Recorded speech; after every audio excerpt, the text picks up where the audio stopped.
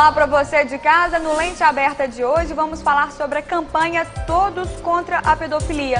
E para tratar deste tema, eu converso com o promotor da Infância e Juventude, Cazé Fortes. Cazé, seja bem-vindo ao nosso programa. Uma honra muito grande estar aqui, muito obrigado. Cazé, no dia 18 de maio, comemora-se o Dia Nacional do Protesto contra o Abuso e Violência Sexual das Crianças e Adolescentes. Qual que é a importância desta data? Essa data é importantíssima, eu acredito, porque ela faz referência diretamente à garantia dos direitos da criança e do adolescente, que são prioridade absoluta pela Constituição. E mesmo que nós não tivéssemos a Constituição, que é a lei mais importante do país, dizendo isso, acho que todo mundo sabe que o que nós temos de mais importante é criança e adolescente, são os nossos filhos, né, o nosso futuro. Os crimes ligados à pedofilia, que compreende o abuso e a exploração sexual contra crianças e adolescentes, atacam de uma forma assim, muito profunda e muito grave todos os direitos que são prioridade absoluta. E esse dia foi escolhido por causa da morte da Araceli, uma criança que foi assassinada, foi estuprada, depois assassinada lá no Espírito Santo, em 1973.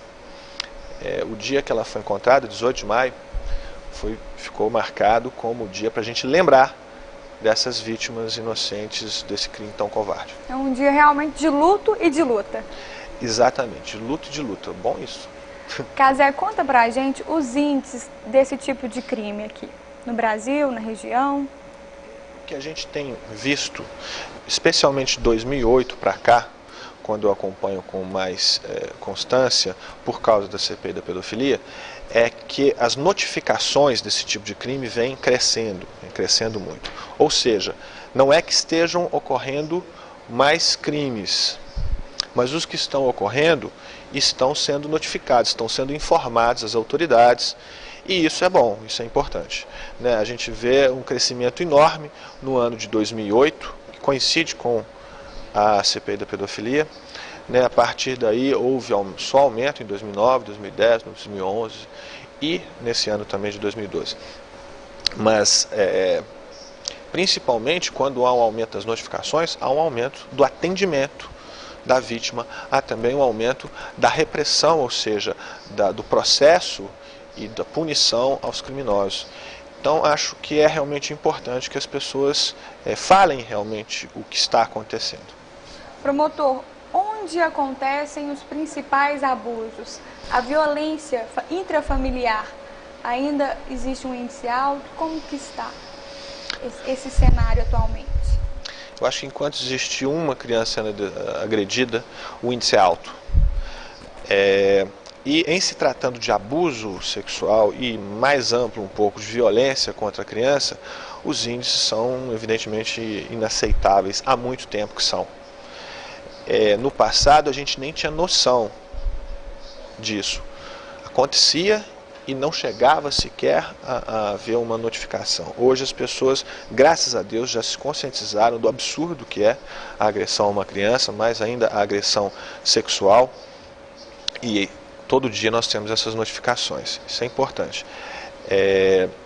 Mas quando se trata de criança, ou seja, pessoa menor de 12 anos, a maioria das agressões acontece por familiares e dentro da própria casa. Até porque o âmbito de relação de uma criança é mesmo o âmbito familiar. Quando já se trata de adolescente, ou seja, pessoa de 12 a 18 anos, esse leque é mais amplo. Então já entram outras pessoas nessa equação e também existem outros tipos de autores, ou seja, pode acontecer também na escola, na rua, em outros locais. Mas quando é caracterizada a pedofilia? Pedofilia, acho que convém primeiro a gente fazer uma definição, Com né? certeza. Porque existe uma parafilia chamada pedofilia. Então, no campo da psicologia, aquela pessoa que tem atração sexual por criança e adolescente, ela é portadora de pedofilia. Isso deixa a pessoa doente mental, assim, a ponto de não saber o que é certo e o que é errado? Não. O pedófilo sabe o que é certo, sabe o que é errado. Existem pedófilos que têm essa atração, mas não praticam o crime porque sabem que é errado. E existe o pedófilo criminoso, que é aquele que tem atração por criança e adolescente, mas não pratica o crime, justamente porque sabe que é errado, que é uma maldade suprema isso. Agora, pedofilia também tem um outro significado, um significado mais amplo, referente a crimes ligados à pedofilia. Quando a gente vê na imprensa, né, fulano cometeu um crime de pedofilia, ou vê lá na campanha, todos contra a pedofilia, nós não estamos nos referindo diretamente à parafilia, por si só, mas sim aos crimes ligados à pedofilia. Ou seja, o estupro de crianças, a pornografia infantil, a prostituição infanto-juvenil e todos os crimes ligados a essa atividade criminosa de se ter sexo com crianças e adolescentes. Promotor, geralmente qual que é o perfil desse agressor? Essa é uma pergunta muito comum, sabe que não passa uma palestra que eu não ouça essa pergunta, e é muito importante que ela seja feita mesmo, porque na verdade não há um perfil do pedófilo. Ele pode ser uma pessoa rica, pode ser uma pessoa pobre, pode ser uma pessoa muito instruída ou muito ignorante, pode ter várias religiões, fala-se muito dos padres, dos pastores, é verdade, mas também não são só eles, tem pessoas que não têm religião. O que o pedófilo busca é uma situação em que ele esteja em posição em que possa se aproveitar de uma criança. Então ele vai ser mesmo um religioso, vai ser às vezes um professor, vai procurar ter afinidade com a família, tudo isso para chegar perto do seu alvo, que é a criança. Não existe um perfil, dizer o pedófilo é de tal idade, é de tal tamanho, é assim, é assado. A grande maioria deles é homem, mas existem mulheres também, numa proporção bem menor. Existem novos, mas a grande maioria é mais velho. Mas o que há de comum entre todos eles, que a gente pode dizer com toda certeza, é que todos são profundamente covardes. Por isso mesmo eles buscam, né, ter sexo com criança. Naquela relação, ele é o mais poderoso em todos os sentidos, é o mais forte, é o maior, é o mais inteligente, é o mais experiente. Ele é brincar ali de Deus diante daquela criança. Promotor, quando iniciado na infância, o abuso sexual pode se perdurar por anos e sem ser descoberto. Como que a família, os pais dessa criança podem diagnosticar este crime? É verdade, existem muitos casos em que ele só é revelado na idade adulta. Para isso até, recentemente está sendo discutido, espero que seja logo aprovada, a Lei Joana Maranhão, que permite a apuração criminal desses crimes depois que a vítima complete a maioridade. Mas, voltando à pergunta, o que os pais podem fazer? A primeira sugestão é muito simples, é atenção. Atenção ao seu filho. Ou seja, a mudança de hábitos, o seu corpo, como ele está, né? Se ele tem ferimentos, onde são esses ferimentos, como eles aconteceram, eles têm que ser explicados, né? A mudança brusca de comportamento, um sintoma que é bem característico é o comportamento sexualizado precoce. Crianças, às vezes, muito pequenas que apresentam um comportamento voltado para o sexo que é inadequado à idade delas.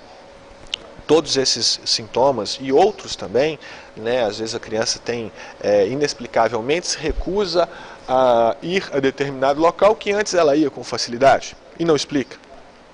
Vamos saber por quê. Né? A criança que às vezes já tinha parado de fazer xixi na cama, volta a fazer sem explicação.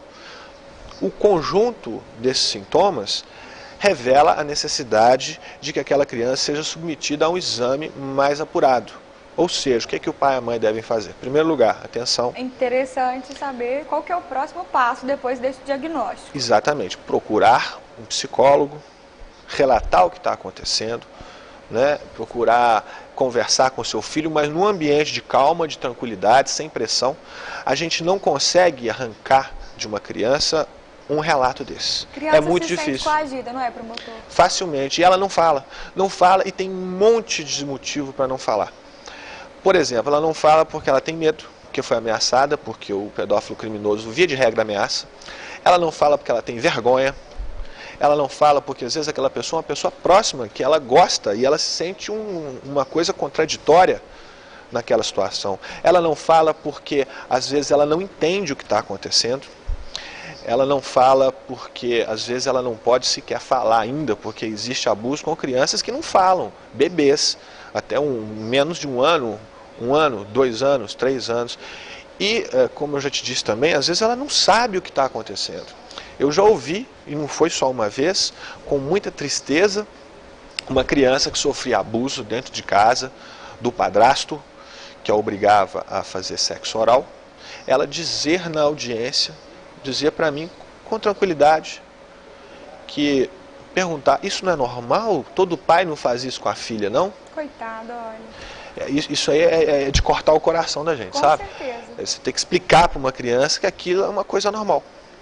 Mas é o que acontece. O ambiente familiar, o pai, o padrasto, ele mostra uma confiança. Então, se aquilo está acontecendo para a criança, realmente pode se parecer uma coisa normal. Você vê, a gente tem um caso estudado na CPI da pedofilia que a criança sofria abuso ao lado da mãe, pelo namorado da mãe, com a participação da mãe. Esse caso foi famoso, teve uma repercussão grande, então, na época, já tem uns 2, 3 anos. A criança que tinha como referência exclusivamente a mãe, né, passou a sofrer o abuso ali os 3, né? A mãe, o namorado dela e a criança de 6 anos de idade. E tiraram foto de tudo. Nas fotos, a criança não revela nenhum desconforto, ou no máximo um desconforto. Porque se coloca no lugar dela, uma criança de 6 anos de idade, do lado da sua mãe, ela só tem a mãe, a única referência dela. O que está acontecendo é normal. A mamãe está aqui, está tudo certo. Né? Então é uma violência muito grande, não é só a violência física, não é só a violência moral, é uma corrupção das coisas mais profundas, por exemplo, o laço da mãe com a filha, o entendimento que ela vai ter do sexo a vida inteira vai ser complicado. Deixa sequelas assim que realmente por vezes são insuperáveis, na maioria das vezes são insuperáveis. Por isso que eu digo que os crimes ligados à pedofilia, especialmente um caso de estupro de uma criança, ele ataca todos aqueles direitos garantidos no artigo 227 da Constituição. Direito à vida, à saúde, tanto física quanto mental, né? Direito à convivência familiar, direito à convivência comunitária, todo aquele conjunto de direitos é atacado de uma forma muito forte, muito covarde. É bom o senhor ter tocado nesse ponto, para a gente entender um pouco de quais as consequências são geradas na vida de uma pessoa que sofre a violência sexual. Eu posso dizer daquilo que eu observei, que eu observo há 20 anos em que eu sou promotor de justiça, embora nos últimos 3 anos e meio esteja muito focado nesse assunto. A gente vê que a pessoa não supera esse trauma. Já houve casos, por exemplo, faço muitas palestras, sabe, já te contei, de eu estar fazendo uma palestra num local, como por exemplo esse aqui, e no meio de um relato, a pessoa começa a chorar e sai correndo, uma senhora, uma jovem senhora. Depois eu cheguei a conversar com ela, e ela veio relatar que sofreu abuso durante anos na infância, jamais teve coragem de falar, e quando ela vê essas coisas, ou ouve essas coisas, aquilo tudo volta, e ela percebia que já tinha tomado algumas posições na vida que foram resultado desse trauma e que a prejudicaram. Eu não vou entrar em detalhes em respeito a essa pessoa, né? Mas isso infelizmente é muito comum. A gente vê, é como se fosse uma coisa que fica incrustada lá na pessoa, realmente. E vai se formando ali dentro até que chegar um ponto que ela vai ter que sair. Então é bom o desabafo. E muita gente sequer consegue desabafar, sabe? Promotor, quanto ao perfil desse pedófilo, nós já falamos a respeito, mas geralmente a criança agredida pode virar um pedófilo no futuro? Existe essa afirmação assim, a criança que sofreu abuso sexual vai se tornar, não é uma determinação, não é.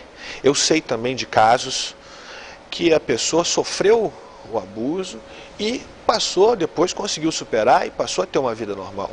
Existem casos de que uma criança sofreu abuso e no futuro se tornou de fato um abusador também, né?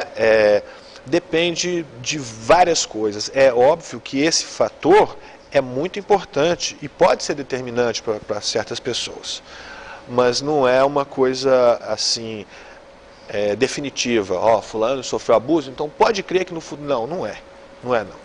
Por isso que eu digo que é muito importante a gente fazer a repressão, pegar o criminoso, colocar na cadeia e ele tem que cumprir a pena da forma mais severa possível dentro da nossa lei, que evidentemente nós vamos respeitar a lei. Eu posso criticar a lei, mas eu vou respeitá-la. Mas muito mais importante do que isso é a gente dar assistência à vítima, para que ela tenha uma vida melhor, que ela consiga superar o problema e até para que não se torne no futuro um criminoso. E mais importante do que isso tudo ainda, é a gente falar muito a respeito do assunto para a gente evitar que aconteça, trabalhar a prevenção. Promotor, e os crimes cibernéticos? Ouve-se falar muito a respeito, mas como eles são investigados? Olha, a CPI da pedofilia trouxe um grande avanço na investigação dos chamados crimes cibernéticos, especialmente aqueles que atingem a criança e o adolescente no campo de crimes ligados à pedofilia. A primeira lei aprovada pela CPI, 11.829, foi aprovada em 25 de novembro, foi sancionada em 25 de novembro de 2008 pelo presidente Lula no Congresso, na abertura do Congresso Nacional de Combate à Violência Sexual contra Criança e Adolescente, lá no Rio Centro. Eu estava lá, participei junto com muitas outras pessoas, né, grandes promotores, juízes e pessoas da Polícia Federal. Eu dei uma pequena contribuição lá para fazer essa lei e conheço bem. Ela veio ajudar, por exemplo, a tratar, a punir os crimes de abuso de pornografia infantil, a produção de pornografia infantil, a distribuição. Ela incriminou o simples porte. Hoje em dia, se a gente tiver pornografia infantil guardada em casa, se a pessoa tiver, ela pode ser incriminada por causa disso. Ela estabeleceu o crime do assédio sexual através da internet, e depois dela vieram outras também. Mas uma coisa muito importante que aconteceu nesse período também foi que alguns dos maiores provedores do Brasil, a Google, por exemplo, foi a primeira, assinou um termo de compromisso no sentido de manter os dados e fornecer os dados necessários à investigação policial. Sempre tivemos muita dificuldade de investigar crimes na internet. Por quê? O sujeito faz um perfil fake lá no Orkut, no Facebook, coloca fotos disso, daquilo outro, usa o Orkut ou o Facebook, outro programa qualquer, para vender pornografia infantil, para distribuir pornografia infantil. E quando vamos buscar saber quem foi que fez aquilo, encontramos dificuldade. Ainda encontramos, mas a Polícia Federal, que investiga esses casos, tem encontrado mais facilidade depois dessa lei da pornografia infantil e depois desse acordo, no sentido de fornecer os dados. Agora, isso estou falando em termos de investigação policial, claro, que é geralmente feita pela Polícia Federal. Acho que é importante a gente falar também o que o pai e a mãe, né, podem fazer dentro da sua casa. Para evitar essa exposição indevida do filho, justamente. Exatamente. Eu acho a internet ótimo. Você sabe, eu adoro Facebook, Orkut, blogs, acho uma beleza. E é um meio de divulgação do seu trabalho e da campanha também. É verdade, através disso a gente conversa com gente no mundo inteiro e vai espalhando essa ideia, né? Mas, assim como a internet hoje em dia é indispensável, não dá para pensar o mundo sem a internet mais.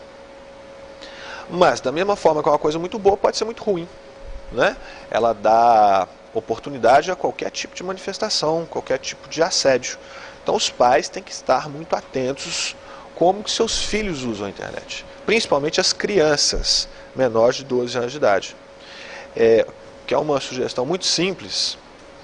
Computador usado por uma criança deve ficar num local de fácil acesso da casa. Na sala de jantar, um local onde toda hora alguém possa passar lá e olhar, e deve olhar mesmo, e bisbilhotar mesmo, e olhar, o que você está olhando aí, o que você está fazendo.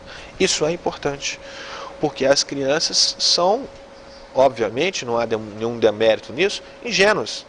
Elas podem facilmente ser assediadas, e tem milhões de modos de se assediar uma criança. Regrar o tempo também dessa criança ali na internet? É claro, olhar o tempo. O pai e a mãe às vezes falam para mim assim, mas eu não entendo nada de internet, eles sabem muito mais do que eu. Aprenda, você vai precisar também. E tem uma coisa interessante que eu acho importante falar.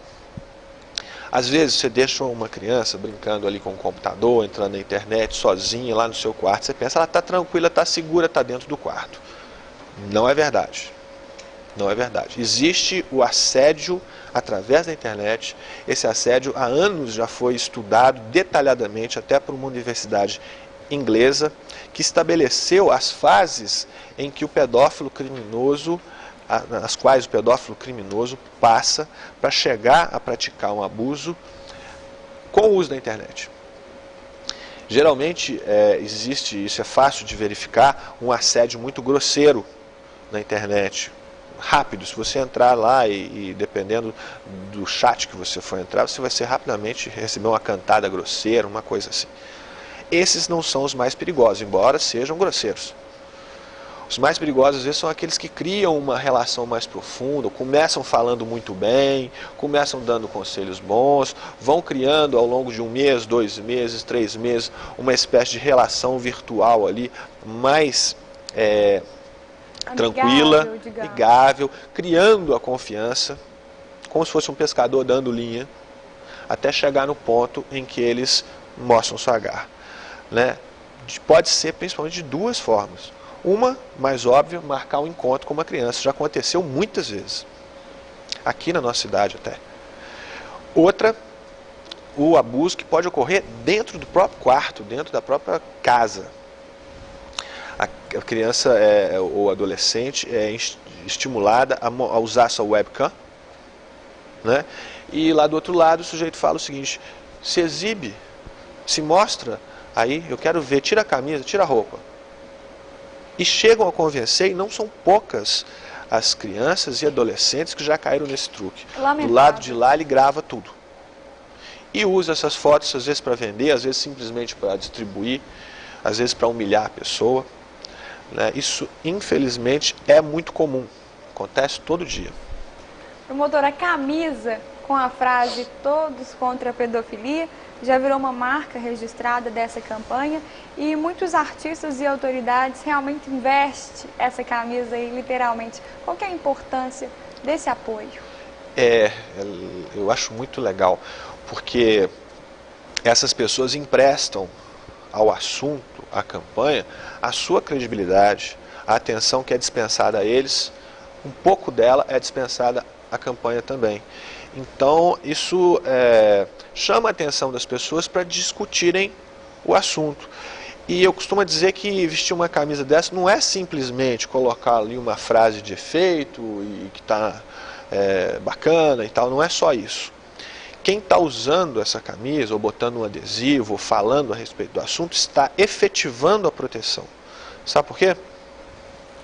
O pedófilo é covarde. Nós já falamos isso aqui. É da natureza dele. Se a gente não tem um perfil de pedófilo, mas se tem alguma coisa de comum entre os pedófilos criminosos, é que todos são extremamente covardes.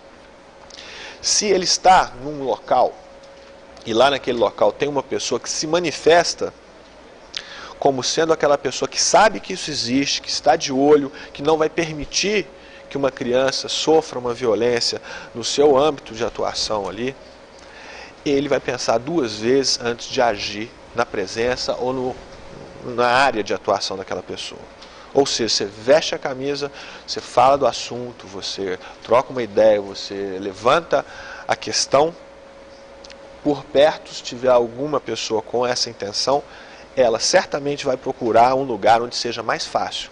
Porque o pedófilo é muitas vezes chamado também de predador sexual, porque ele age exatamente como um predador na natureza. Ou seja, ele olha o rebanho que ele quer atacar, escolhe a peça mais fraca, mais desprotegida e vai atacar aquela peça. Se você está demonstrando que você está exercendo a proteção, olha, eu não aceito crime de violência sexual contra a criança. Eu estou de olho, eu sei que isso existe, sei que isso não é brincadeira, sei que isso é sério, eu estou prestando atenção. Ele sai de perto de você. Pois é, e no dia 18, que é o Dia Nacional contra o Abuso Sexual, existe uma mobilização para que as pessoas vistam a camisa da campanha ou ainda vistam uma camisa preta, não é mesmo? É uma forma assim, bem singela e bem simples até, da gente se manifestar. Da gente dizer exatamente isso. Eu sei que isso existe e eu não aceito violência e abuso sexual contra crianças e adolescentes. Eu não aceito crimes contra a pedofilia. Eu estou de luto pelas inúmeras vítimas que a gente tem a todo momento a respeito disso, porque isso acontece todo dia. Isso acontece muito hoje em dia. Eu até acredito que hoje em dia aconteça menos, até por causa das campanhas que são feitas, não só todos contra a pedofilia, mas muitas outras que existem por aí no Brasil, fora dele, municipais, campanhas, às vezes eu vejo dos estados, né? Eu te falei, eu tive recentemente agora no estado do Tocantins, fomos até numa aldeia indígena, e lá as pessoas falam desse assunto. Então é importante que todos falem, que mostrem a sua indignação contra esse tipo de delito, que é tão grave. O que está sendo feito? Estamos convidando a todo mundo a se manifestar de uma forma simples. Vistam a camisa preta. Se puder ser a camisa Todos contra a Pedofilia, ótimo. A gente vai distribuindo aí o máximo que a gente consegue. Não conseguimos nem atender aos pedidos todos. Estimulamos as pessoas para que façam nos seus municípios, mas temos tido uma resposta já muito boa, até de outros países. Sabe que tem um pessoal em Portugal que está se manifestando, sempre na internet, um pessoal no Japão, numa escola que é feita para brasileiros, né, mas que moram no Japão, que está se manifestando, vai fazer lá no dia 18 uma manifestação. Em diversos estados, desde lá do Rio Grande do Norte, inclusive no interior, até em Porto Alegre, onde eu até vou comparecer no início da semana de combate à violência sexual contra crianças e adolescentes, em São Paulo, no Rio de Janeiro, Espírito Santo, Goiás, eu não sei, a gente recebe muitas... Brasil todo e outros países reunidos aí. É verdade. Em protesto contra a pedofilia. E se manifestando, às vezes, cada um do jeito que pode, do jeito que quer. Tem gente que vai fazer uma caminhada, tem gente que vai fazer um show, tem gente que vai simplesmente trabalhar com a camisa preta, nem tem a camisa Todos contra a Pedofilia. Tem gente que vai vestir uma camisa Todos contra a Pedofilia branca, para trabalhar no hospital, porque não tem que vestir branco, né? Tem gente que vai colocar sua foto lá no Facebook, ou no Orkut, ou mandar pelo Twitter. Todas essas manifestações são válidas, principalmente no dia 18, que é o dia que marca essa campanha, ou seja, o dia contra a pedofilia. Aqui em Divinópolis, inclusive, a gente vai ter uma caminhada, né, no dia 18. Mas o mais importante, além de vestir a camisa, participar desta manifestação, é realmente denunciar, não é mesmo? Denunciar é muito importante porque é também uma forma de prevenção. Mas sobre a denúncia, eu quero ressaltar que ela deve ser uma denúncia responsável. Muitas pessoas já usaram denúncias falsas de uma forma muito covarde e criminosa. E isso não é aceitável, ainda mais brincar com um assunto tão sério. Mas eu acho que a pessoa deve denunciar, sim, não deve ter medo de denunciar, não precisa ter medo, porque o pedófilo é covarde mesmo. Eu acho que ela deve, de preferência, chegar diante de uma autoridade, polícia civil, de um promotor de justiça, e fazer a sua declaração e assinar embaixo, sem medo, com toda a dignidade, porque está fazendo o que é correto. Mas quem quiser denunciar também através do telefone, pode discar 100, disque 100, vale para o Brasil todo. É uma forma interessante de denunciar, embora a melhor mesmo seja a denúncia pessoal, porque além de denúncia, ela também é uma prova. Promotor, agora o pessoal que está acompanhando a TV Câmara e quer saber mais detalhes sobre esse assunto e outras ações da Promotoria da Infância e da Juventude, qual que é o site para as pessoas lerem artigos relacionados? Nós temos o site www.todoscontraapedofilia.ning.com. É melhor o soletrar esse final? Vamos repetir? A gente vai colocar aí na tela também. Isso vai ficar melhor. Porque, na verdade, é um misto de site e de blog, é bem democrático. Todo mundo que quiser se registrar, nós já temos quase 3.000 pessoas registradas, pode contribuir para o site, pode escrever uma matéria, pode colocar sua foto, criar sua página, montar seu filme, sua notícia, fazer perguntas, criar discussões. É bem dinâmico e bem democrático. É www.todoscontraapedofilia.ning.com. Muito obrigada, Casé, pela sua participação aqui no Lente Aberta. Eu agradeço muito a sua vinda aqui e o esclarecimento para a população e a respeito dessa campanha. Ok, isso eu que agradeço, estou sempre à disposição. Obrigada mais uma vez. O Lente Aberta de hoje chegou ao fim. Lembrando que você pode rever esta edição no nosso site. O endereço é câmaradiv.mg.gov.br. Até a próxima edição aqui na TV Câmara, a imagem da cidadania.